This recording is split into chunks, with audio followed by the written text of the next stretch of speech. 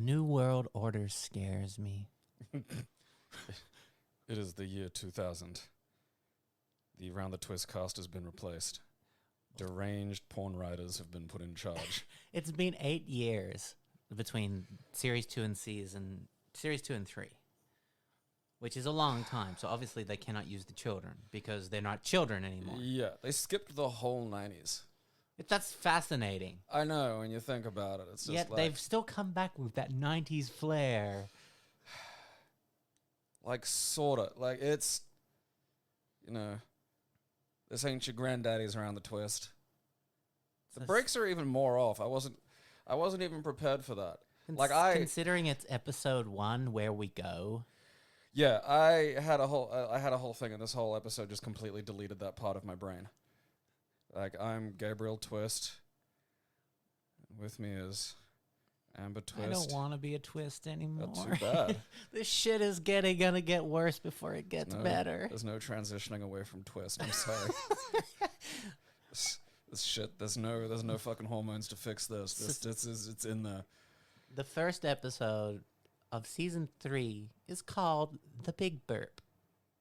Yeah, and no matter what you're thinking right now, you're wrong. I want you to know that.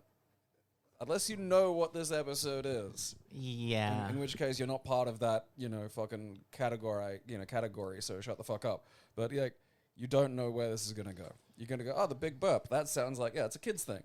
Natural. Yeah, of course. It'll be like a competition to see who can drink the most soft drink or something. That's simple. You could put that in a book for kids. Or you could get Pete pregnant. that's and how you just, once you've seen Goatsy, you just see it everywhere because you can't not, it's just in your head. Like, in a lot of ways, I walk around aware that the internet has done something to me, and a lot of it's my problem, Like, I'm not allowed to just walk up to, something that may look like Goatsy and go, ha ha, look at you. Because then I'm the freak. Most people haven't seen a butthole gouged open to about the diameter of a dinner plate, you know? And so that's on me. And there are times when, I'll be watching something and my brain will go off in an odd direction on it. And, again, it's fucking my fault. I'm not the one doing that. Round the Twist is a children's show that not only goes off in the odd direction I was going, but then takes it a little further. Because, it starts with the opening shots, like the lighthouse. There's a lot of...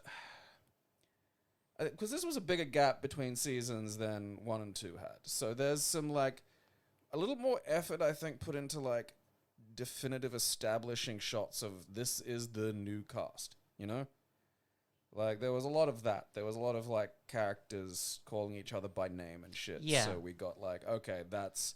Except for, Linda, because for some reason the Round the Twist casting agents are always able to find a fucking Linda. That was just average white girl in the 90s to 2000s. Yeah, so no, just it was just, I literally knew 5 girls at school who looked like that, exactly, the same hairstyle. All called Allison. No, no Allisons. Emma it was Emma. Okay, yeah, my school it was Allison.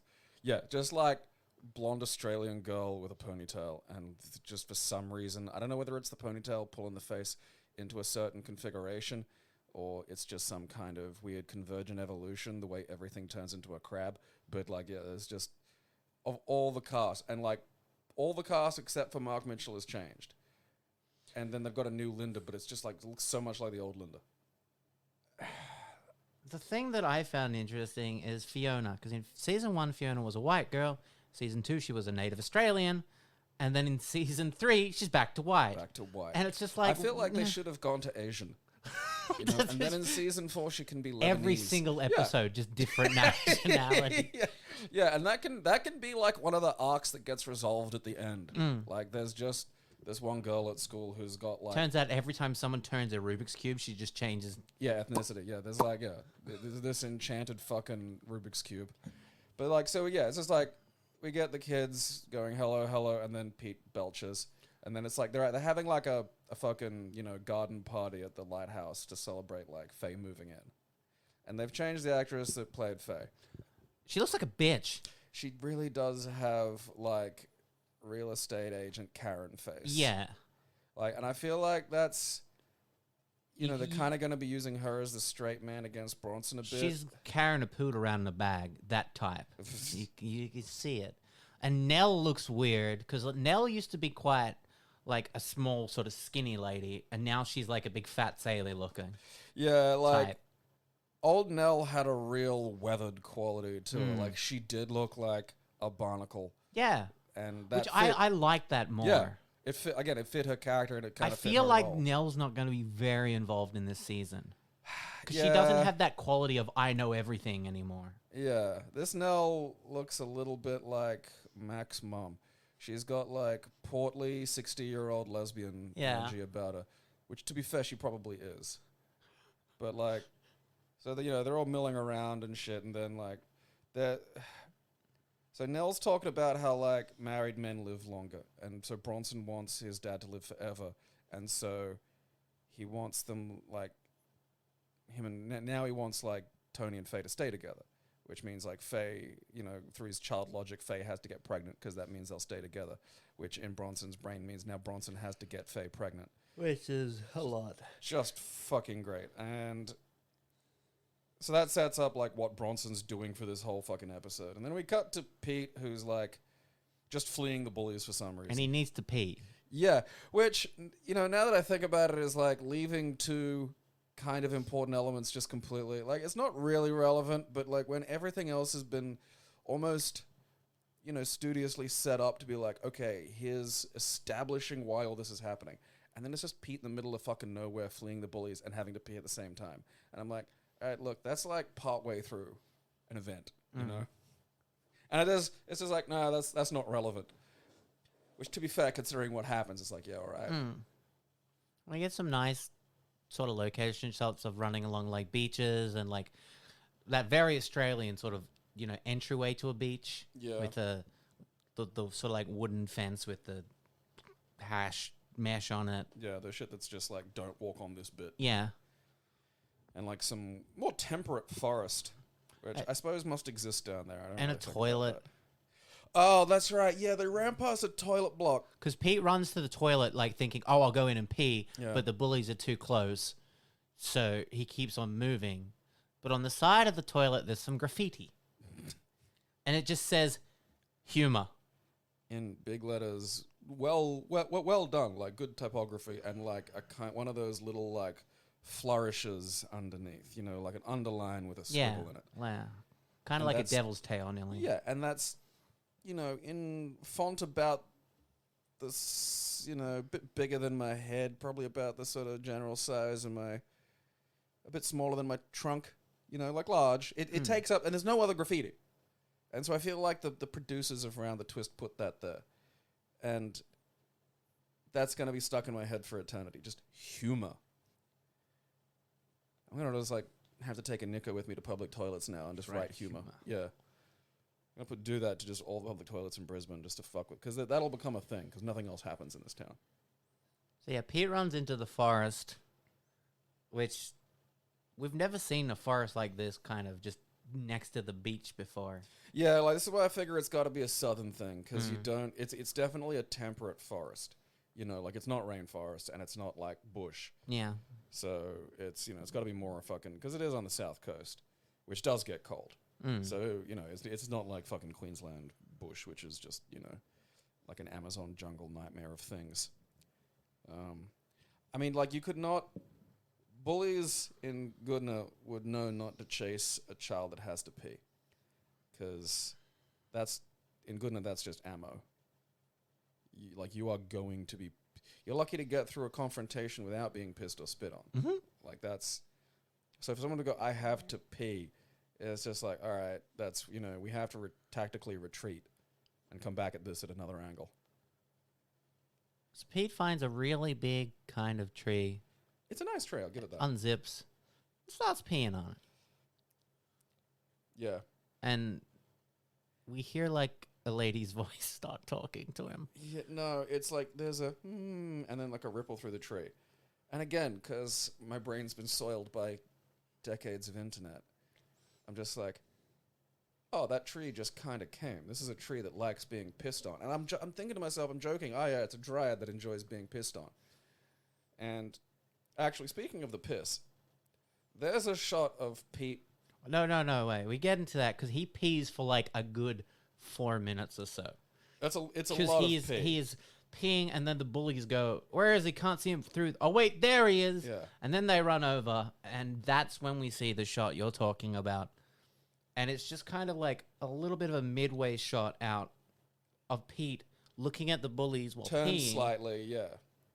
You can't see the peen, but you can see the stream. And it's just a hose. Like a hose turned like full on. Yeah. Like,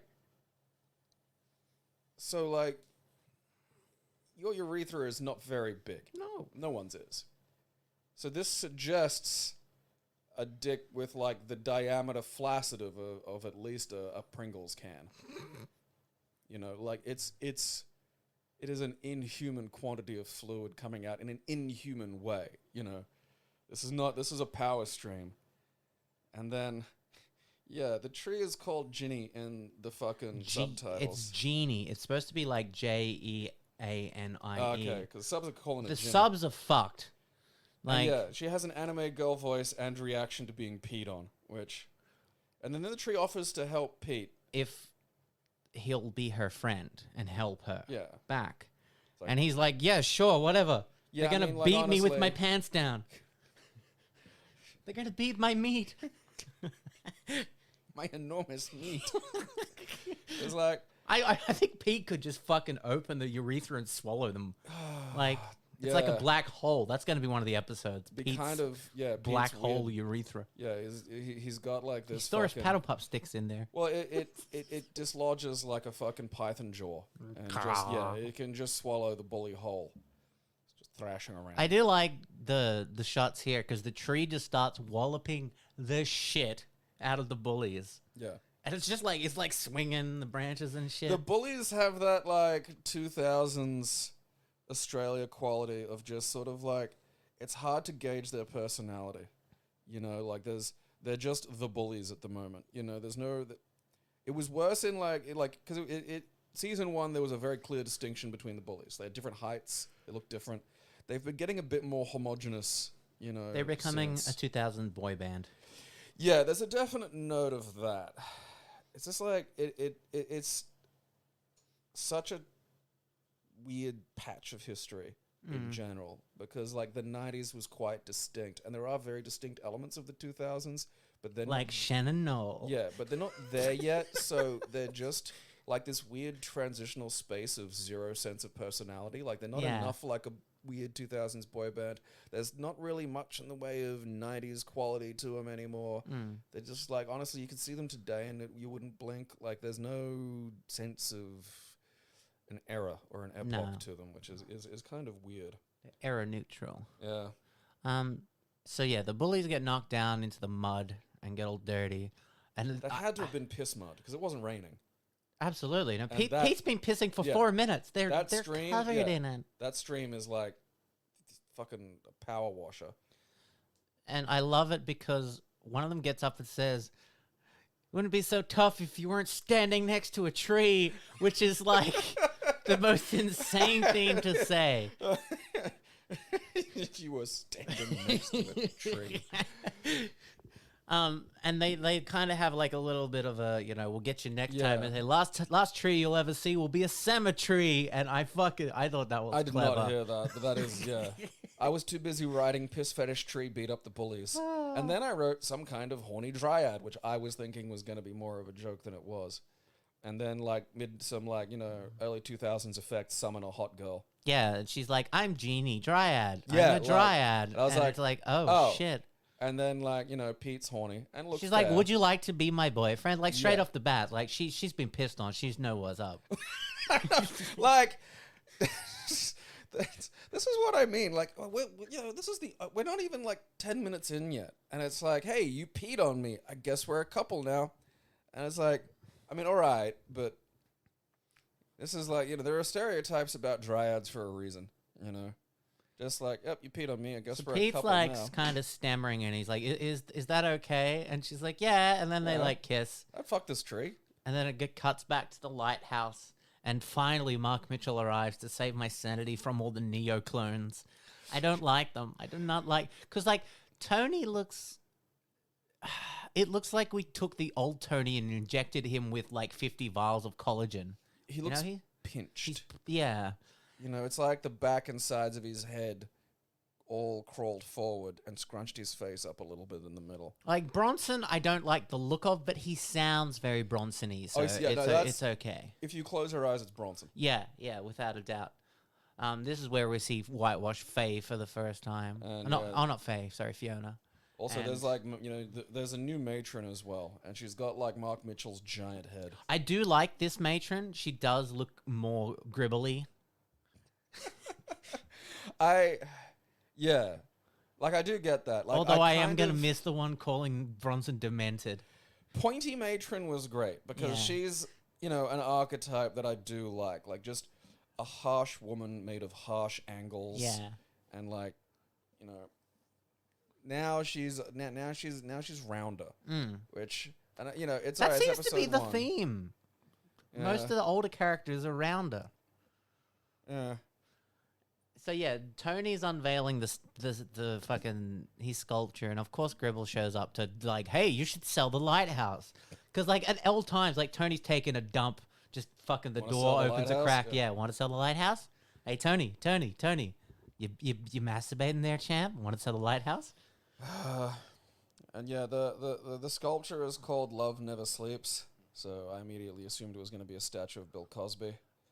It is not. It is such a shitty statue. It's not, well, I mean, it's a sculpture. Like, it's not a statue. A statue is of a figure.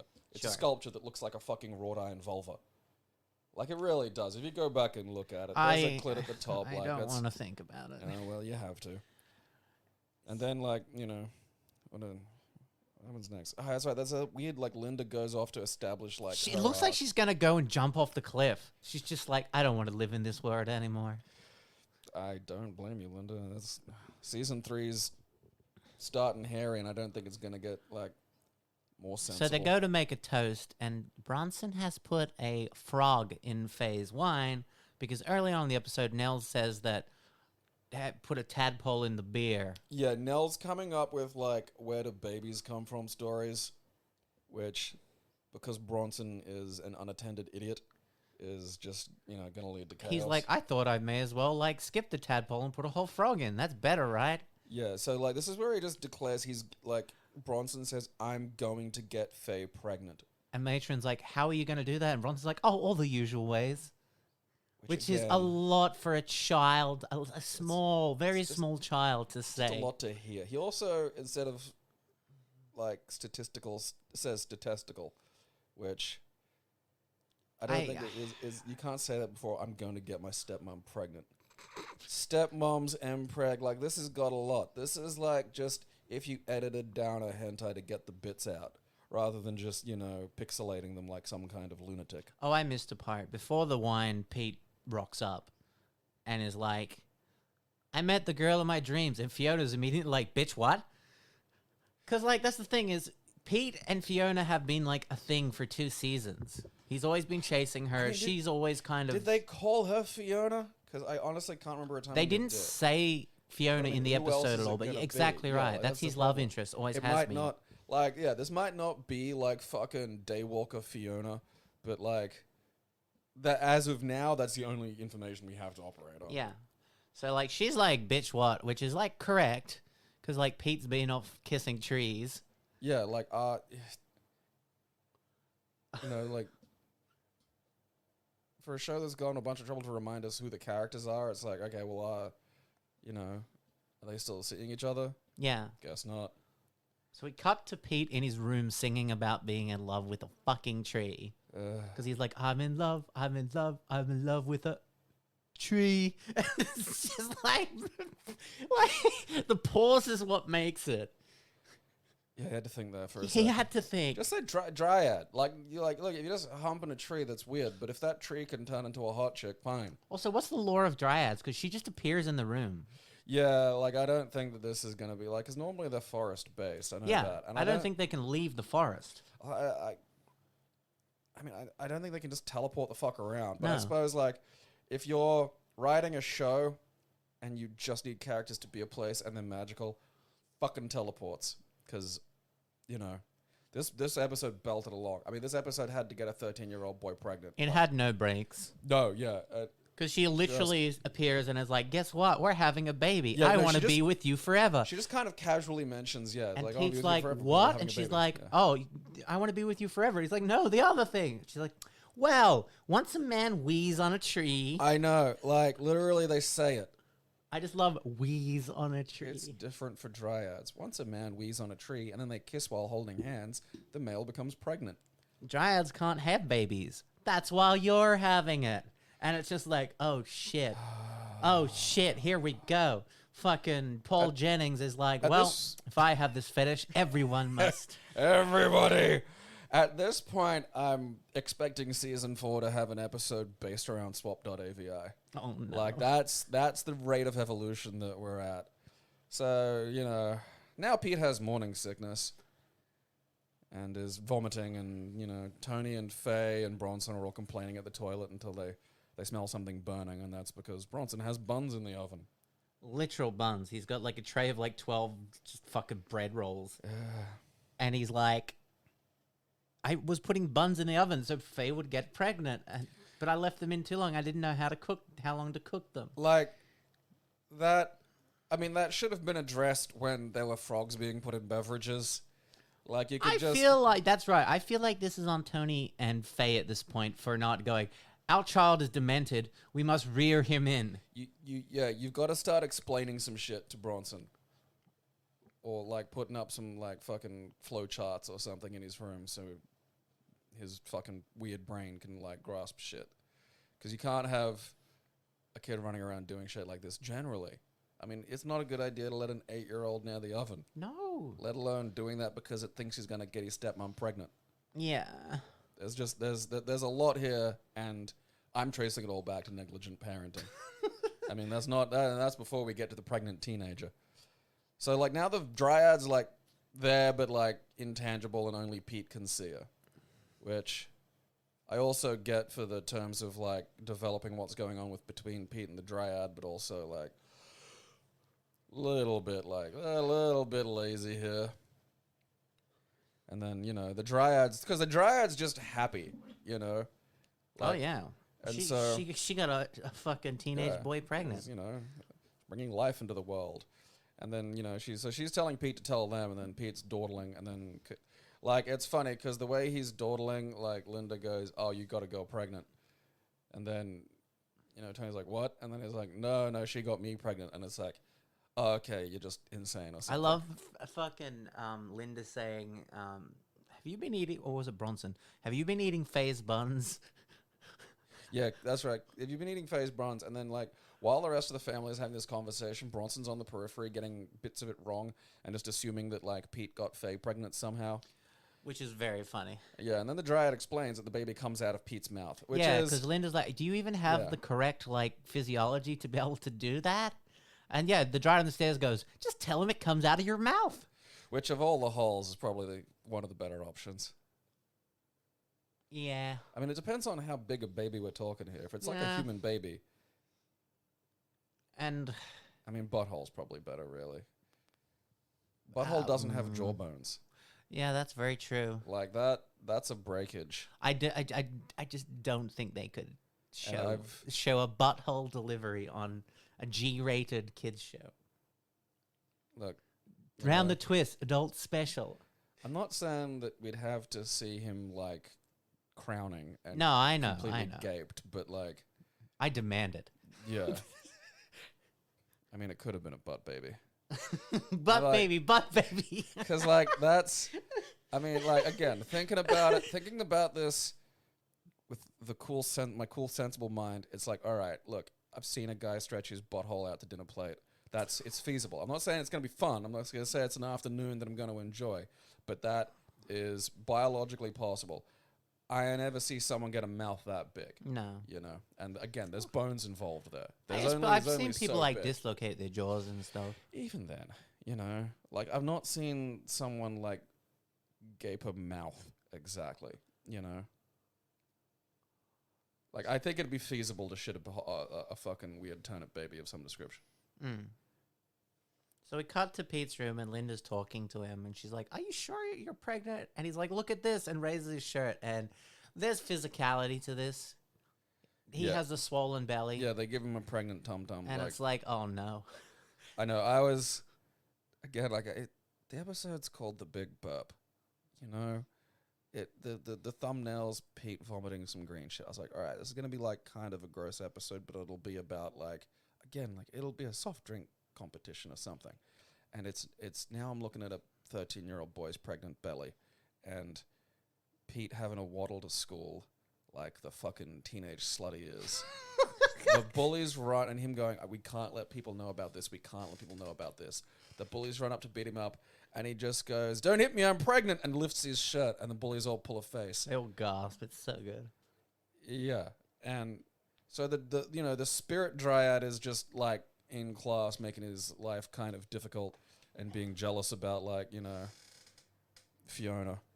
And Snapper's about to explain puberty. And I am tremendously disappointed we didn't get any of Snapper's puberty lesson. I know. Because I want more Snapper, damn it.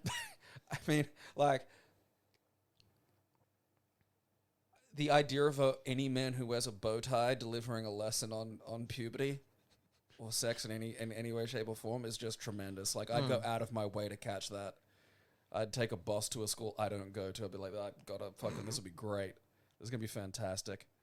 I'm going to get, like, an absolute baffling combination of, like, clinical terminology and, like, just disturbing fundamentalist ideology just smushed together. And then... so, like, that's the thematic, like... they don't really do anything with that either. Like, that's kind of the thematic There's thing. lots of little like, lot of little scenes that cut really this quickly. episode was probably originally an hour long. Ew. The butt baby edit. So, like, then we're, back home and having dinner, and Pete's saying he has no odd cravings before Faye delivers him some tripe and chocolate sauce. That's gross. Ugh.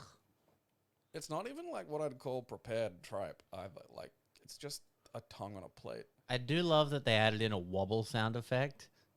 Because when he goes to cut it, it goes wobble, wobble, wobble. And, like, it literally, the commentary, the track says, like, tripe wobbles or something. And it's just... Look, I've cut a lot of wobbly food. I've never heard something go wobble, wobble, wobble. Yeah.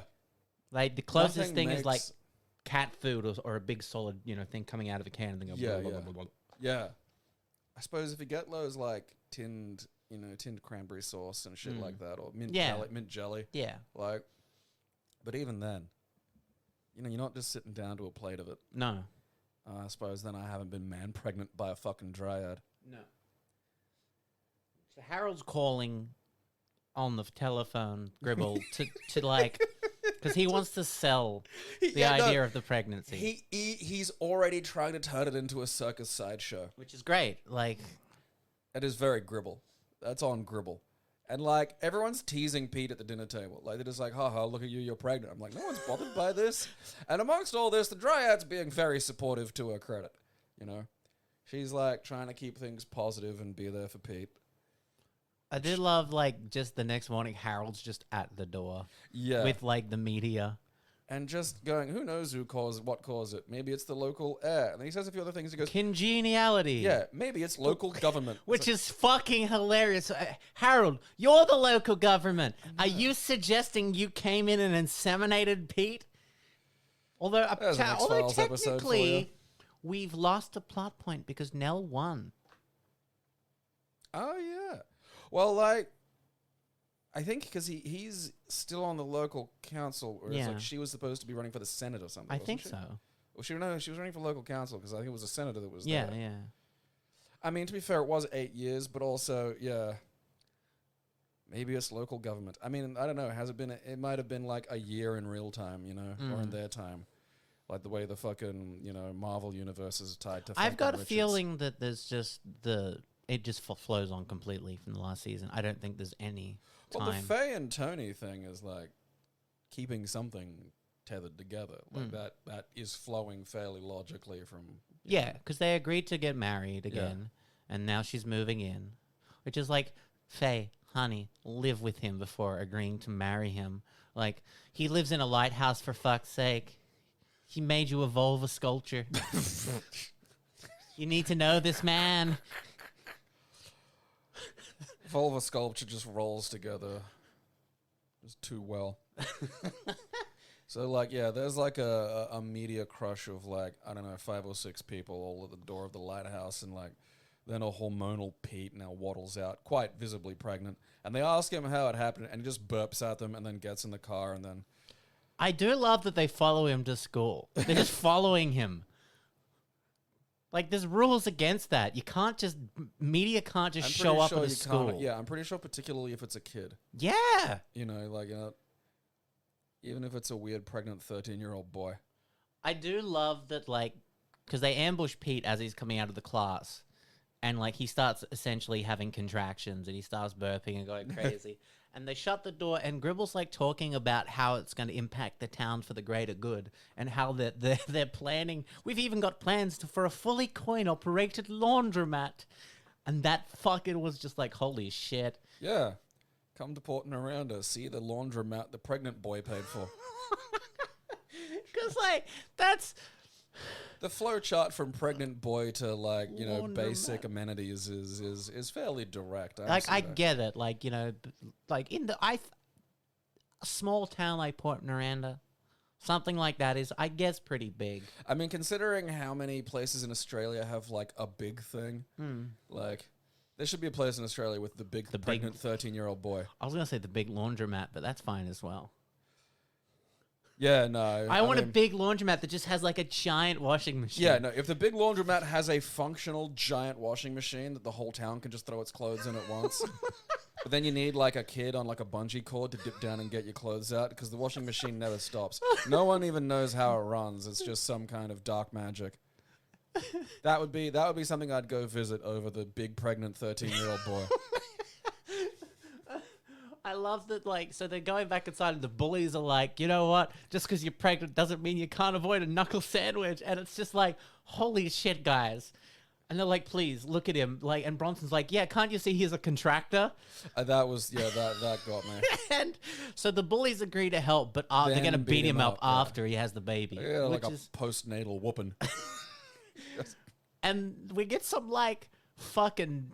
90s Blue Heeler tense music shit. Yeah, they've got like medical drama music going as they're hauling Pete into like the school medical office, which is great. There's no one in there, by the way. Yeah, there's a point because like they don't have like a school nurse of any description, or there's not even a teacher in there. No, like, that's amazing. It's just like, oh yeah, kid will be fine, and like Bronson rides off to go find the fucking dryad. And, you know... We get some great dialogue. Because, like, Linda opens his mouth and goes, I don't know if he's fully dilated while, like, stretching his jaw open. Yeah, I wasn't ready for that. There's just, again, like, we don't need to be pouring at a 13-year-old boy and have the word dilated, like, fucking, you know, thrown around. And just, like, Gribble's line, if a guy was going to get pregnant, you couldn't be in a better place than Port Noranda. It's like... That's... Why? That's, yeah... I mean, you don't have doctors in the fucking... Yeah, your school doesn't have a nurse. Do you have the #1 brosteterics fucking, you know, department at your fucking, you know, shitty local hospital? Go get some boiling water. Okay, if I can't get some boiling water, I'll get some Diet Coke. That line was delivered with such fucking fervor. Yeah. Oh my God. I do love the idea of someone, like, you know, a birth being aided by hot Diet Coke. Ugh. So Bronson's rode off to the forest, and I love that. So fucking Gribbles followed him, and I love. It's just fun stalking children. I just love. I wrote down Mark Mitchell in helmet is fantastic because he's wearing a bike helmet. I know, yeah. And he's creeping. He's lurking behind the trees. He's stalking a child. Yeah, like it's we know what that looks like. You know what to look out for. Stranger danger was the big deal when I was a kid.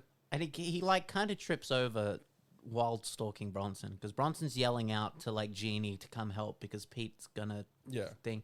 And Gribble trips over and comes out and Bronson just looks at him and goes, "Are you Jeannie?" No, Bronson. We've met before.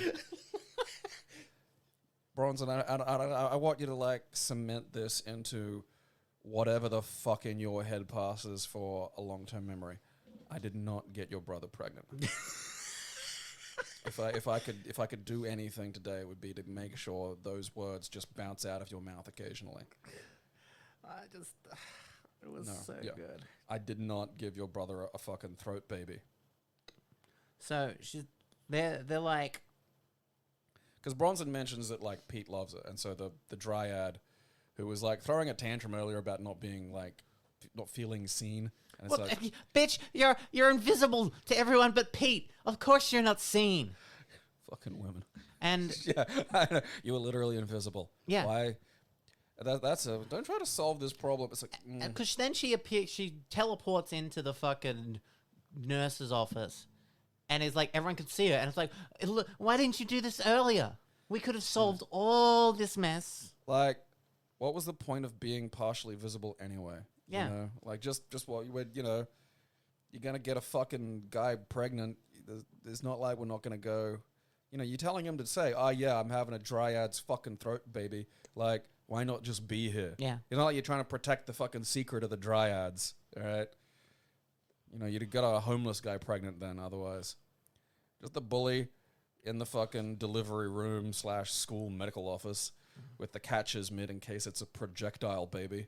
Oh, God. And I was kind of wondering how and what was going to precisely happen here. And Pete proceeds to belch a lot and then vomit. And he vomits, like literally, it's a turnip with a horrifying wig and the world's worst CG Pete face stuck on it. It is so bad. It's the second worst visual in this episode. It creeped me the fuck out. It's terrible. It came out, and then everyone's delighted. Everyone's happy. Then Pete's just like goes, and all this like the mucus. The bullies are like, the bullies like, maybe it's twins, and I was just like, no, it's afterbirth. And Pete goes, sorry, a little afterbirth. Yeah, it looked like, you remember when you could buy Nickelodeon Gak? Yeah, it was that. Yeah, it was. It has absolutely like Nickelodeon Gak, and it looked vile. And then so it's like, all right, we've got like a turnip soul to stuff into the tree. Yeah, because there was a we didn't actually say that, but earlier on when before they kissed, they looked at this tree that was dying, and she goes, "There's no spirit in this tree. It's so sad, it's gonna die." Yeah. And Pete's like, "Let's save it. Then I'll save a whole forest for you." And I mean, this girl is hot, so you'd be like, "Oh yeah, okay." Yeah. Like, so this is I'm not gonna think about. So they put the baby spirit into that tree, and it saves the tree, and we see the tree all bloomed. And and then the next shot's them doing the little wrap up they're having a picnic in the park doing a wrap up, and they've got like the dryad's face and just a baby face superimposed on trees in the background. I do not like it. And it's the fucking worst. Yeah, it's like, because it's not the heads exactly. It's just like kind of the round of the face, but not quite right. And the end result is just haunting. It's fucking horrifying. And Pete's like, I don't know if I'm ready to be an actual mother. And it's like, yeah, no shit. You're like fucking what, 14? 13. Like he's fucking 13. Is he 13? Yeah, because he's still in primary school. I mean, even now, like they'll shunt I suppose these days they'll shunt the fucking, it's primary's year 6. And then 7, 8, 9's middle. And then I think 10, 11, and 12 is senior. Or it might be 7 to 10 is middle. I can't remember how it was because I fiddled around with it. But like, yeah, back in my day, it was like 1 to 7 was primary. Yeah. So that's that's still back in the 2000s. So the millennium. And yeah, so they're discussing just in front of these trees, and I wouldn't want to be sitting in front of the tree that I peed on and kissed, and its horrible tree baby just staring at me, feeling their eyes on the back of my skull. And then Bronson goes to pee on a tree, and Pete's like, no! And that's how, the episode ends. I mean, like, are they still dating? Like, are you still fucking the tree? Or you got to worry about, no, he's just going to leave the tree. He's going to go back to Fiona now. They're putting schlong babies in you? Like, is that just going to happen every time? Like, because if not, keep this going. But, like, I don't want every fucking weird interact. Like, I got to know at least. Like, with humans, you can at least pull out, I think at this point, I just leave that town. that'd be one of those. I gotta find like a high school that's a boarding school somewhere the fuck else, where at least it's just the teacher's gonna molest me, and you don't get pregnant from that. You hope not. No, you just wind up like having strange breakdowns as a 50-year-old and shit, like, because this happened in the 70s and you weren't allowed to process it. Oh boy. Catholic schools in Queensland. God. So yeah, that was the first episode. The first goddamn episode. It was structurally sound, really fast. Like there was not a fucking minute of pause. It was just it was breakneck. You've got to go from being chased by bullies to a pregnant boy. And like, the pace was fine because it was balanced out across like the way the episode worked. It's like, all right, you've met a dryad. That's par for the course for fucking Round the Twist. I'm not gonna complain about why is he meeting dryads. It's because it's Round the Twist. It's fucking dryads. Bronson found a cabbage baby the other 2 seasons ago. Pissing on it was just a strangely acknowledged thing. Like, and then just a pregnant boy. It's just a lot. It's a lot of stuff you wouldn't. And again, I think it's that internet thing of you don't see this much these days because everybody would look at this and go, what the fuck? Yeah. And I'm not sure which way is right there. I'm not sure. Is this me seeing goatsy everywhere, or is this people putting goatsy everywhere? I don't know. I think only Paul Jennings can answer that. Paul Jennings must answer for his crimes. I think if we asked him that question, his mouth would open and just like sounds like just this kind of howling would come out. Because there were bits in this that were like just short of functionally disturbing. Like, I mean, I feel like if it wasn't Ass Baby, it would have just, that would have ticked it over into like, all right, this is gonna fuck you up territory. I kind of really want to know, like, if Season 3, episode 1, pregnant 13-year-old boy. I really want to know if this episode affected anyone. Well, I mean, it had to have. I don't remember this episode. Like, I know I've seen at least 1 or 2 of these, but like, they'd have been when my brother was watching. The moment she was like, you're pregnant, I was like, oh shit, I remember this. No, I had no idea where this episode was going. It was just fucking trapped in like a pinball machine for me. Like, because my brother, would have been 13. I was 17. So it's like, I'm not watching Round the fucking Twist. But like, it's one of those things where... You should have been getting high and watching this shit. I mean, that, like, because I feel like that's what's happened is I've been stoned and like episode 3 has been on and I've been like, oh, hey, I remember Round the Twist. And then it'd have been like, oh, okay, it's new Round the Twist. And then it'd have been like, what's going on with Bronson's penis? And look, again, back before the internet, you were high and you were bored, you took what was fucking on offer, and a child with a pregnant 13-year-old boy, great, yeah, all right, let's see where this goes. I don't think I'd even seen Goatsy by then. I can't even remember. It's like it just gets into your head and then it was always there, There was never, there is no before Goatsy. It's just, it is an always. All right, well, you're looking up if anybody's been traumatized by this. I've got questions for you, Amber. Have you ever felt like this? What's the weirdest way you met a girl? What did did you get any weird stories about where babies come from? Any interesting burp stories? So what is the weirdest way you met a girl? Honestly, don't think there's any weird ways at all. Wasn't that older lady who molested you like something? Like, wasn't her job weird or something? Did not get molested, damn it. I was 18. I was consenting. By the skin of her teeth. I mean, 16's legal, but like socially people will frown on that. That's funny. That's a great story. That's such a great losing your virginity story to a 40-year-old karaoke DJ. That's just fantastic. Like, I got nothing that fucking matches that in terms of like, I guess that speaks volumes that I don't think that's weird. It is weird. Nah. Like, it's not in a bad way, but like, that's a story. You can tell it as a story. Like, you know, everyone's just like, you know, fucking clumsy and embarrassing, stab at it with some other woman my age. It's like, no, like that, you know, that's a tale. I'm gonna count that. I mean, as someone who's, you know, drunk heavily, there's probably a few that I'm either forgetting or missing. But the one that does leap to mind was like, I was like quite drunk, but not like blackout, don't know where I am drunk. But I do remember it was like, I was like pretty fucking shit-faced. And really, all things considered, what happened, it's like, yeah, obviously you're pretty shit-faced. Because the girl did vomit on me one time, and then she just went and rinsed her mouth out and was like, you know, then I was like fucking half trying to get the vomit clothes off me, and just like, well, I mean, if you're up for it. And it was just like, oh, okay.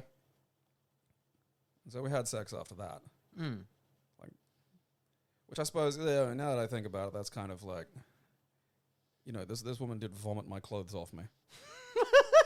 Which, you know, and again, like that, you know, like your 40-year-old karaoke DJ, that's a you know, that's a thing. That's not like, that's probably not a thing that's happened to lots of people. I'm sure like there's a few people who've been thrown up on by women, but like I think that exact flow of events is like, you know, it's kind of close to what happened to Pete, except I didn't wind up with a baby. Yeah. You know, it's like, but he peed on a mysterious tree spirit. Whereas like, this lady vomited on me, and, you know, I was just desperate to feel liked in any way. So, you know, it kind of just, no one wound up pregnant. What was the second one? Where, you know, did you have any weird shit that your parents told you about where babies came from? You know, is there any like stalks or like fucking? I've never heard the tadpole in a beer Thanks one. to PTSD, I don't remember shit. I had like most of my childhood's blacked out, like apart from the fucking memories that come back when I'm sleeping and traumatizing me. That's great. See, the shitty thing about my brain is like, and I swear it's got something to do with like the fucking ADHD. Is like, I remember fucking my whole fucking life back to about like, you know, around the age of 3. You know, so there's not, I don't get to just like fucking, PTSD my way out of that. It's like, I honestly wish I remembered more because it's worse this way. It blows my mind. It's like when people tell me they can't like imagine picture things or like don't have an inner monologue. I'm like, I feel like you should be put in an MRI and studied, or I feel like you're like a replicant. Like I feel like that's a giveaway you're a replicant. Because I remember, I do remember like bits and pieces and a lot of memories, but yeah, mostly it's just my childhood's shitty, and I fucking there that is like none of it's gone. I guess it's there. Like, I mean, I don't even think about it usually until something prompts me, and it's just like, oh yeah, there it is. Where's the cutoff? Like, where's about where fucking, you know, the fucking record picks back up again? So I remember getting a Game Boy. That would be around the 90s, early 90s. I remember getting a Sega Mega Drive 2 for Christmas. Around the mid-90s. And some presents. Like, a lot of Christmases stand out because, like, obviously... Presents. There's just little bits from birthdays and stuff. But, yeah, mostly it's, like, well, a lot of emotional abuse and stuff. So, like, it just kind of blends out. And also, don't forget that when I was 15, my back was fucked. So the pain, trauma, and everything I went through then kind of overwrote, I guess, a lot of that. So where does like, where like around 16, 17, like when you were molested by the DJ? I was 18, thank you. It'd have been legal at 16. I'm just saying it was 18 because I could drink. So wasn't it your birthday? Yes. Innovative. I think that's grooming. Shut up. But yeah, like, so I guess as far back as I remember when I was like just bits from when I was very young, but most like where I remember probably the most from was probably around 14. Wild. Yeah. That is fucking wild. I don't know. So my parents were always just like, here's biological reality. And I was like, oh, okay. I never got any like weird fucking bullshit stories, but like, man, there were some like weird fundy kids in Goodna, and they weren't like the regular ones either. You know, like they weren't just like really Catholic or something. It was like, I think they're called the like there's been they've been popping up in the news lately because they're, you know, awful, but like the exclusive brethren and shit like that, like just fucking bizarro, you know, uber fucking cults that, you know, kind of pop up. Like remoras on the underside of like broader Christianity. And just being someone raised with like just basic information presented simply, and then having someone explain about like God putting a baby into a belly and just being confused. Just like, not, because I didn't have a frame of reference for like the way these faith structures worked. Yeah. So it's just someone telling me something that's fucking bad shit. I was like, what? Why are you fucking what, with what? Like a fucking, you know, a stick? Like how the fuck do you goddamn that was one of the, there is that like fucking stereotypical, you'll see it in like The Simpsons occasionally, you know, and they had, it's not just Rod and Todd. There was those other, like when they were showing the puberty video, and there's just those other weird fundy kids they let leave the class. And it's like, yeah, they all have that like frightened lab rat look. It's just like, what the fuck is with that? So they're about the only exposure I had to like really just sort of, all right, yeah, here's the fucking baffling story we're gonna give you kids. I mean, you may have been told one will need a fucking hypnotist and, you know, regression expert to fucking, you know, dig that one up. That could be one for the audience. You know, I'm sure some of these people live in America. I'm sure they're going to have some classics. Any embarrassing belches? No, not really. The only interesting one I ever had was like, I was baked in going to see a movie. It was around 2000, actually. It was around 2000, 2001. And I remember being like, just insanely thirsty because like pasties, right? So my mouth is like just this fucking desert, and I've got like this fucking medium-sized Pepsi that I could afford somehow, and I slug this thing before, you know, and I wasn't even trying really. I just wasn't thinking. It was just like, I'm gonna drink. Okay, my mouth is still, you know, fucking, I'm gonna drink, and I keep doing this until, you know, then I've got like fucking no drinking. Not even the fucking start of the film yet, you know. So I've like hawked this fucking like almost the whole Pepsi down to the point where I'm like sucking up at the, you know, icy sort of, you know, the watered down remnants at the bottom. And as I'm pulling this like thing in, I sort of, because normally like I'm never surprised by something coming out of me. Yeah. You know, because like I can feel it. Why would that be a fucking surprise? You know, I don't understand how you just like fart and don't realize that was happening. Like, do you shit yourself from time to time too? So like, what happened was I'm hauling this thing in. I can't remember what movie we were even watching. I think it... No, because it wasn't the first Jackass movie, because I remember seeing that. I don't know. Whatever it was, something at the start of it made me fucking laugh. And so I pull this drink in, I laugh, and as I laugh, it kind of opens my throat in this way. And then suddenly I laugh and burp, and there's this massive exhale that then results in me pulling all the liquid that I had in my mouth in. And like, just this dump of like fizzy Pepsi water just goes straight into my lungs. And like, that fucked me up for like 20 minutes. There was a solid chunk there where I thought I was going to fucking die. And I'm trying to like mentally process how the human body might deal with like lung Pepsi. And I'm like trying to convince myself that there's got to be there's a biological thing. It can deal with this. There's no way this is fucking lethal. Otherwise, you'd have heard about it and there'd be warnings in school. Yeah. Or something like there's no way this is just gonna fucking kill you. I don't have to call the ambulance because I don't want to be the stoned guy that calls the ambulance because he breathed Pepsi, because they'll make fun of me. Yes, they will. That'll be a thing. And they will be right to. Yeah, and so, but like I could barely breathe. Yeah. Like, I'm struggling. And, you know, my friend's just laughing. Like, fuck you. That's about the only one on my end. I'm surprised you don't have any. I honestly have never... Because you drink a lot of soft drink. I don't drink soft drink. It's energy drinks. Yeah, but they're fizzy. Yeah, I know. I'm just saying. Just fucking making a thing. I have like one a day. Making a distinction. Exactly. But like, no, I just never been really big on mouth flatulence. I'm not saying big on it. I'm not saying no, I know. I'm just and, saying like, it doesn't really affect me. It's because when I drink fizzy stuff, this is what happens, right? I take a drink and I go like it fucking yeah. I take a drink and then I look like a pelican trying to swallow something too big for it. Essentially, because I don't know what's wrong with my like in there, but it like goes weird. So I think it goes down a way where the gas releases elsewhere. You got some weird fucky goddamn. I do not try to understand my physiology. Yeah, I'd It's say at this pointless point, at just this give time. up. Yeah. All right, so now we got to go read the accumulated runoff of the messages that we get from our fans for the finale of last season.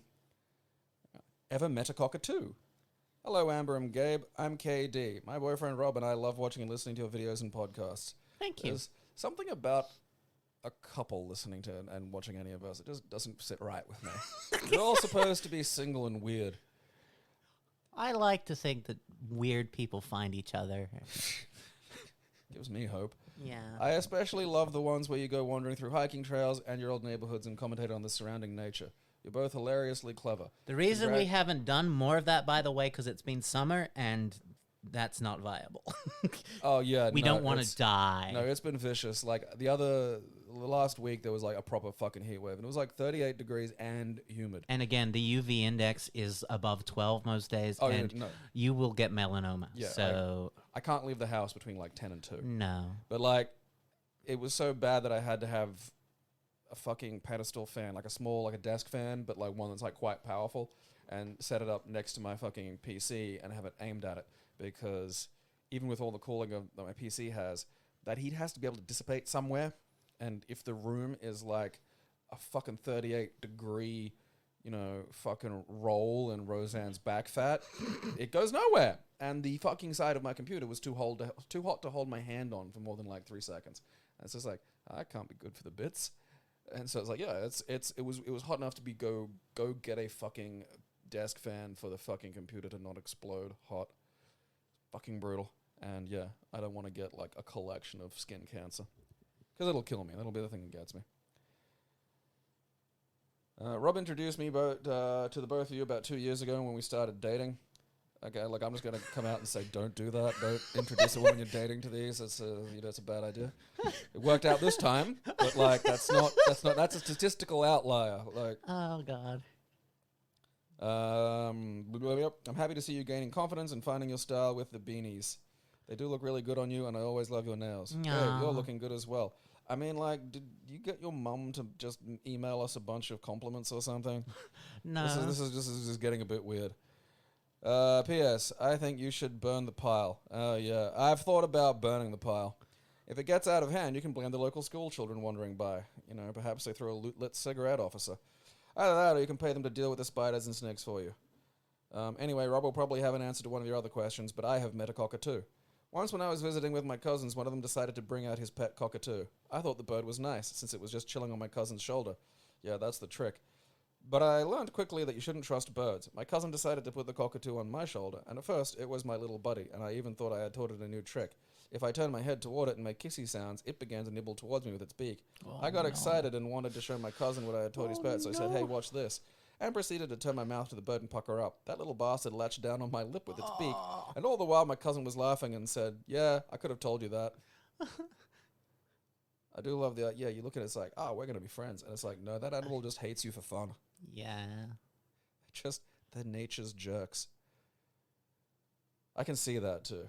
Like, I can just see that, because they've got those things that it's just like, if you give him like a fat little bit to get a hold of, like a lip. They're going to take it. Yeah, it's like pliers. Mm. It's off when it wants this to stop. Email 2. It's about the cockatoo as well. Hello again, Amber and Gabe. Apologies for the long email, but I think you'll get a kick out of this. My wife has a 25-year-old female Goffin's cockatoo named Pocket, who can be charitably described as batshit crazy. All right, look, you're going to have to Google Goffin's cockatoo. Goffin. and then like apostrophe S because it's apparently a guy called Gothams. I don't know what a Gotham's cockatoo is. I just hear Gothams, and it's just like it's a Batman cockatoo. I gotta. It's one of those. It's like one of those ones. Oh right, okay, so a small one. Okay. Yeah, they don't have the big yellow crests. Yeah, because I don't know. Immediately I keep thinking of like those enormous black ones that you see. That's what I was thinking too. Yeah. Pocket's first owner was an older lady who got her as a fledgling. The owner passed away, and Pocket may have witnessed this because she screams whenever she sees anyone sleeping. Oh no. that bird has trauma. That's fucking great. Poor bird. Her second home was a veterinarian's assistant who noticed that Pocket has a hatred of men and anyone with short hair after she attacked the boyfriend. Her third home was a young couple who adopted Pocket from the vet's assistant. They proceeded to exclusively feed her the cockatoo equivalent of McDonald's after being on a specific and strict diet all her life. After Pocket attacked the husband, the couple attempted to sell her on Craigslist, only for the vet's assistant to find out and take her back. This is a saga. I'm enjoying the Pocket saga. The vet's assistant's by then fiance would not allow her to keep Pocket in the house, and so she had to stay at the vet's office, which my wife also worked in.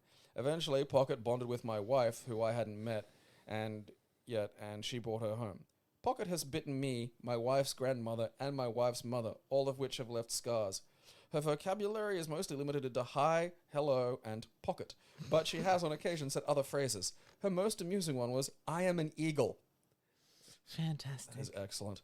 Pocket also seems to have a crush on my wife. It is not uncommon for cockatoos to get attached to their owners, and as such, views me as a rival. Pocket goes so far as to use her toy bell that she's had for her whole life to masturbate when she can see my wife. Wait. Okay. Excuse me? Google cockatoo masturbation. I don't even start. This shit that I've looked up. I don't want to. I'm going to get some fun grinder messages after they data harvest you. Pocket also, as with all cockatoos, she screams like a banshee, which was a joy when we had to have her live in our bedroom. Thankfully, she now lives in our living room with a pigeon that is allergic to herself. We hope you enjoyed hearing about our feathered psychopath. Yeah, I did. That was good. I enjoy Pocket. I do love that, like, hi, hello, Pocket, and I am an eagle are, like, the only, and I bet it's in that voice. Everything else is like, hi, Pocket. And then just every now and then, just like Alec Baldwin screaming, I am an eagle in the lounge room. Masturbation behavior may occur in males of small birds, budgies and cockatiels, and larger birds.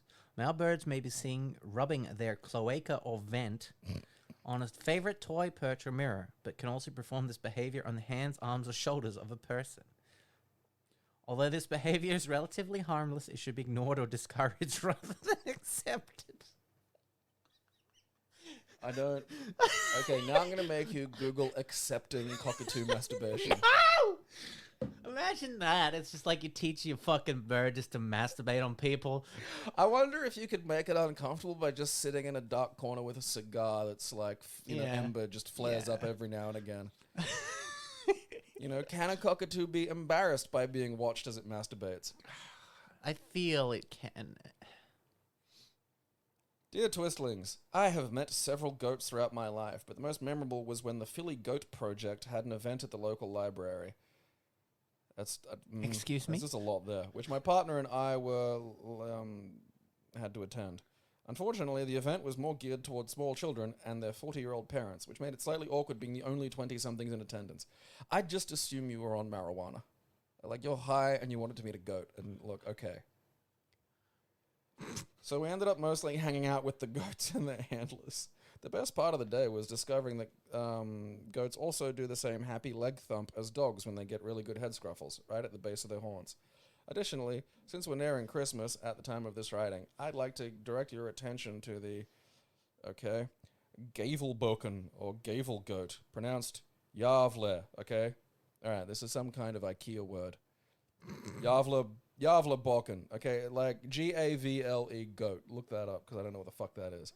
What, it's a giant, okay. G-A-V-A-L. Gavle. L-E. Yeah, it's like the A has an umlaut over it, but I'm not Oh, yeah. Yeah, it's a giant goat made of straw in Sweden, and every year people attempt to set it on fire or otherwise destroy it, presumably to appease... Jesus Christ.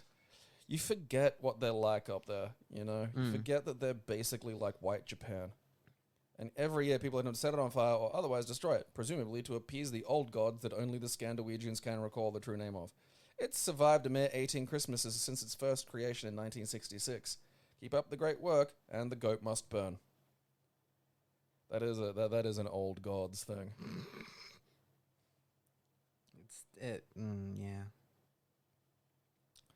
G'day. Gabe, please say that in the thickest Australian accent possible. You can't say that after I've said it. Okay, you got to put that before the word you want me to say, so no. Fucking ass. Kaiba here. What was the last time I screwed up big time? Well, in my last food job, I was making soft serve ice cream. I did this by mixing the instant mix into about a liter of lukewarm water.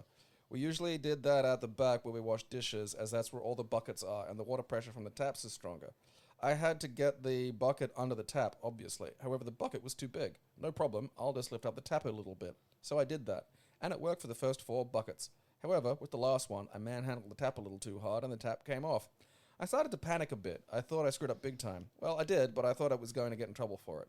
Luckily, there were no cameras, and no one saw me screw up, so I asked the manager, "Oi, who did this?" And the manager swore in Bangladeshi and told me to use the tap in the kitchen used to wash hands.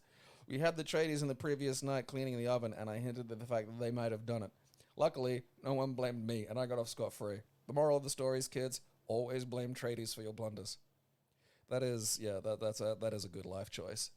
That's a good idea, though. You just walk out of some catastrophe and just go, "Hey, who did this?" Like, it's such a good way of, like, you know, deflecting any kind of blame. Questions I have felt like. Excellent. Hello there, Bill Paxton's around the twisters. These questions are a few weeks old here and there, but I did have some decent stuff in there, I think. Have you tried mushrooms? No, but I do semi-regular do the pot, and it has always had a sort of strange or stronger effect on me compared to where I proper get weird like I have. I tend to get so lost in my own imagination that I can just almost see what I'm picturing in my head. A standout example would be the first time I had edibles, as after 2 pieces of this THC nerd candy rope, nothing was happening. So that's, yeah, like you gotta, anything you digest, it always takes longer than you think. I've been there. So, I proceeded to just eat the whole thing. Excellent. A while later, I was sitting and convinced I was in this glass dome watching my friends like they were giants from the inside. Great. But I do know that's not real, so I don't tend to freak out over it. Have you ever needed a light? Yes, the Hurricane Katrina camper poo horse story again, pulling a similar colored valves at night. Oh yeah, that one. Have ever been responsible for a big fuck up? Again, read the above, but there actually was one bigger scale potentially that happened a while after that one. So, for the poo hose, my mum and her boyfriend had to hook the hose to a big tank to unleash the fermenting poo inside. And then they had to drive about 20 minutes away to an approved, I guess, emptying spot for it. But to flush the hose out, she would leave the tub on to fill the not poo tank, then empty it through the hose. I was responsible for turning the tub off to prevent it from overflowing. Well, I guess I was particularly absorbed into the episode of Full House that was on Nick at Night, but I did forget to turn it off. As a result, to my shock and horror, the bathroom had flooded out into the entire back half of the camper. At the very least, after cleanup, no permanent harm was done to it. Thanks for the podcast and looking forward to more. P.S. This was actually brought up in an episode recently, but there in Louisiana actually is a lawyer's office with the phone number that's like all 4s. Okay. Seeing the light questions. Dear Twist siblings, hello, it is Craven the Hunted again, catching up on the podcast episodes, and I did have some answers for this round of questions. Have you ever been caught in a storm? Several times. I used to ride a bicycle everywhere before I had a license or a vehicle. I live in a town in the US in a primarily rural state, so there's no public transportation. I bet there is, but it's just like you gotta ride a guy called Gerald. You know, and he's just this kind of like fat dude in just overalls and like a saddle. He's quick, but you gotta feed him a carrot. Getting caught in the rain going back and forth from my old job just happens sometimes. The only time that sticks out is when it was my payday and I was riding home with my paycheck in my pocket. I thought about waiting until the next day to deposit it because I was tired, but went ahead and dropped it at the bank anyway. Shortly after I left the bank, a torrential downpour started and completely soaked me through as I rode home. It ruined the pay stub I had in my pocket, so it turned out going to the bank was a good idea. Otherwise, my check would have been ruined and I would have to wait over a week for a reissue. A bad situation for a working poor. Have you ever really needed a light? I don't smoke, but my whole family does, and I need to melt heat shrink at work sometimes, okay? So I took the habit of carrying a lighter. Before I started doing that, when I was a teen, my father did ask me to light a cigarette for him because his lighter was dead and he didn't feel like getting up. Excellent. So I went to the kitchen to light it off the burner on the stove. I'd seen him do this before, but the proper method, put it in your mouth, put your head off to the side of the flame, didn't click. I ended up sticking it in my mouth, stuck my face directly over the burner, and turned it on, which caused my bangs to catch fire. I smacked the fire out immediately, and it didn't cause any damage, but I refused to try again, to my dad's amusement. Burnt my bangs on the stove. There's a lot of just rural America flavor sprinkled into these stories. It is fascinating. Go light my cigarette on the stove without setting fire to your own face, please. Have you ever been responsible for a big fuck-up? Shamefully, I work as a technician for a fracking company because helping to fuck up the earth pays a very comfortable wage. It's related to my fuck-up, so I'll try to be brief on how fracking works. A fleet of pumps pump a mix of water, sand, and chemicals into fractures caused by explosives in deep rock formations, widening them to release natural gas for harvest. Twice, I've been responsible for the entire fleet shutting down at once. The first time happened because in the control center for the fleet, I was trying to install an outlet expander that turns one wall outlet into 6, but takes up less room than a power strip. I had to remove the screw for the faceplate of the outlet to mount it, and the faceplate was metal. So when I plugged in the expander into the outlet and tried to put it in its mounting screw, the faceplate fell and hit the prongs, and they were partially inserted into the plug. Turns out this outlet was on the same circuit as all the computers that control the fleet, and there was no circuit breaker. Excellent. So it just surged the power supply and shut all the computers down at once. We were, quote, on acid. Initial shot of sulfuric acid to help soften the rock down whole. So it only delayed us until the computers were turned back on, but I got a finger wagging for it. I do love the idea that, like, you get a finger wagging for fucking up the process of, like, fucking bum humping a bunch of acid into a gape you blew into the planet, you know? Like, that's just our species in a nutshell. Like, oh yeah, what could go wrong during that? You know? It's fine. It's only gonna hurt the Appalachians. The second time was worse. Ah, great. We were actually pumping sand. While we were actually pumping sand, I found a pump that was connected to the data van through another pump instead of directly to it, commonly known as daisy-chained. The van cable for it was still in place, and I didn't want to lose comms to the van, so I decided to hook the van cable up before removing the other, not knowing, because networking is not my strong suit, that having two connections to the same IP address on the same network without protocols caused an IP conflict, and it shut the whole network down, causing all the pumps to turn off. You're really good at shutting shit down. That's what I'm getting from this. I feel like you're like a Manchurian candidate environmental terrorist that has been put into this fracking business to just walk in and go, whoopsie doodle, and trip over a cable and then just fuck shit up. The sudden shutdown let the sand settle in the pipe and clogged the well, requiring us to flow back for 8 hours. I didn't get in much trouble for this one either, but it led to a change in operational policy about daisy-chaining equipment, and I set a personal policy for myself to never fucking touch anything during operations unless I'm told. So far, it's worked out. Have you ever been struck by lightning? This was the one I was waiting for. I have not, but my father and sisters almost were once. I was afraid of lightning as a kid, so I refused to join them when they went out into our backyard to watch a lightning storm. Lord. I mean, were they carrying, like, metal flags saying, yay, lightning? Like, fucking... Are you Thor worshippers? What the fuck? Like, this is the opposite of what you're supposed to do. Yeah. For presumably reasons I'm expecting to get to. At one point, a bolt actually struck the ground in the yard near them. Yeah, and shocked them from the proximity. Excellent. No one was badly hurt, aside from Dad falling over, cutting himself on a rock, and losing his cigarettes. But my middle sister is now afraid of lightning into adulthood. Tangentially related, I have been electrocuted several times. Mostly just minor shocks from doing things wrong or putting my hands in the wrong spot. The worst one, I was working for a different fracking company and was putting a test meter on a high voltage transformer to prove an issue was being caused from a voltage drop, because the electricians in charge of fixing it were trying to say it was a problem with my equipment and not theirs. While I was trying to put the alligator clips on, one partially slipped and the prong of the meter touched the palm of my hand. Meanwhile, the pinky finger of my other hand was touching the side of the box, which is a ground, causing 350 volts to travel through my hand and out the other.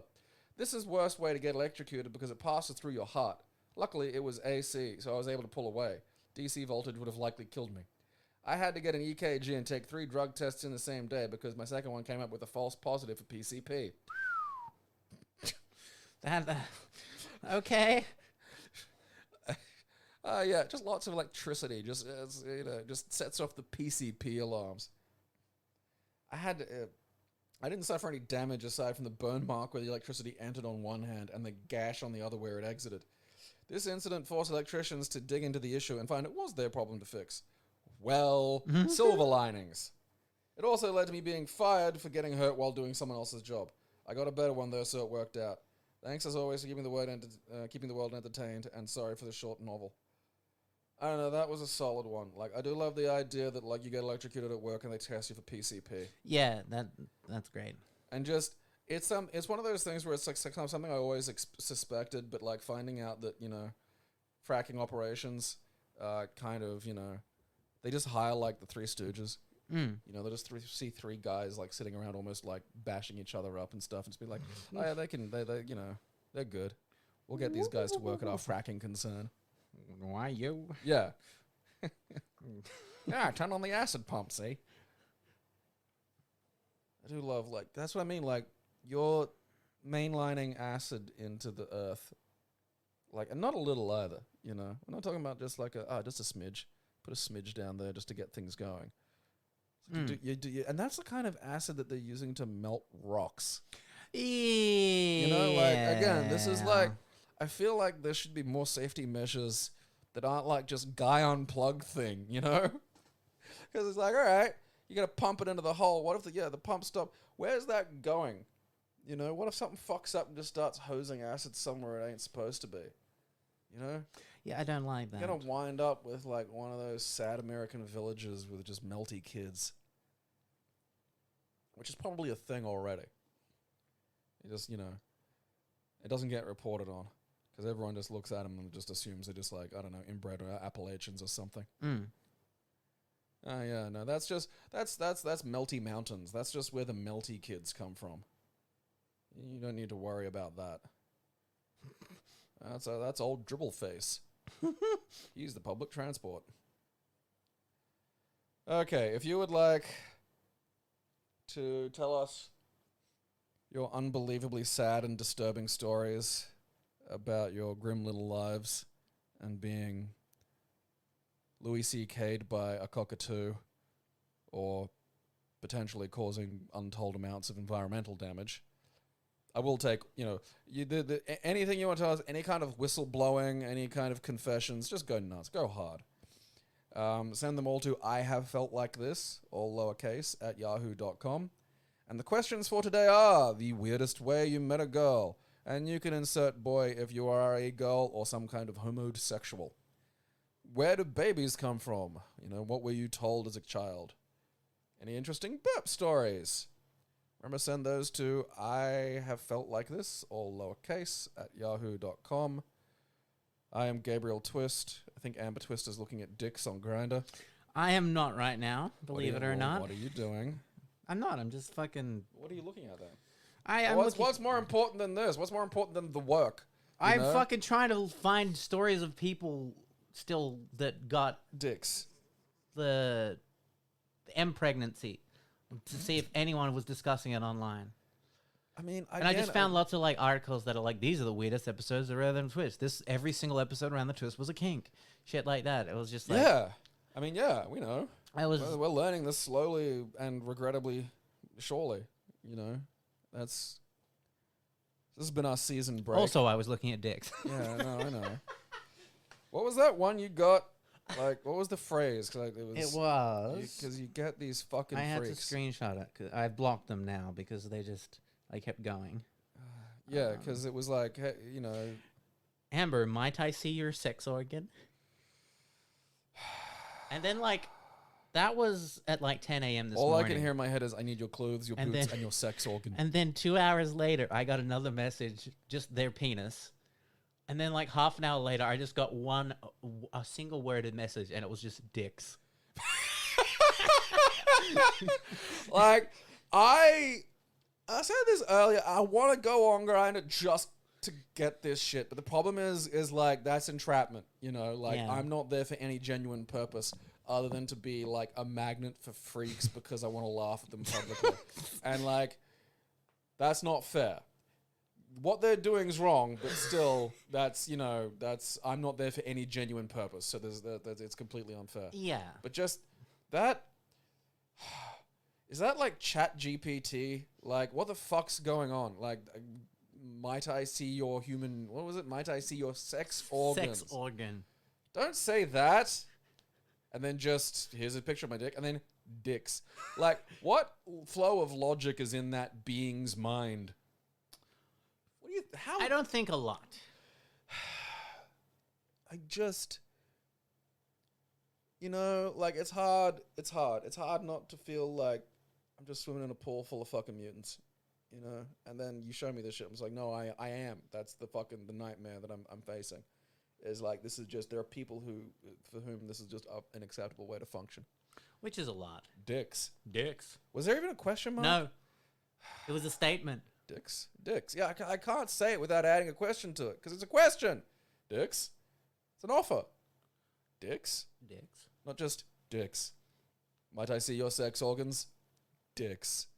What do you want to do with them? Catalog them? I bet that's what it is. I bet there's not even a fucking sexual component to this. It's just like a fucking machine trying to fucking pass some, weird spam filter that's like identify the dicks.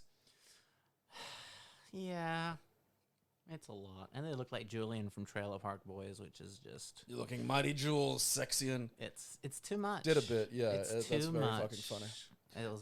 See, this is why, like, Round the Twist needs to come back. Because, man, the fun you can have with, like, oh, yeah, like, I'm dating Chat GPT. And, it got me pregnant. Oh, that would be the dryads are a little old-fashioned. best, yeah. Well, you I'm can find Gabriel us on the Twist. internet. Yeah. Where are you? I'm at Ambercules on Twitter. I'm Gabriel on Guard on Twitter. And not Grindr. You can find our website at keepitclassy.com. Yeah, it's all functioning now. You should go there and do stuff. Because there's acres of writing and other shit, which is kind of like a podcast, except you got to hear it in your voice, in your head, with your brain. It's a lot less work for us that way. It's a not cast. And we'll see. Someone's going to start unironically calling like written shit not cast eventually. That's actually a good idea. That's going to be one of those. That's copyrighted us. If you use that, you have to pay us. Yeah. We'll see you for the next episodes, which are going to get worse. Oh, yeah. You thought pregnancy was the fucking base? Mpreg is the toe in the fucking pool. Fucking tip of the iceberg. Woofed. We'll see you later.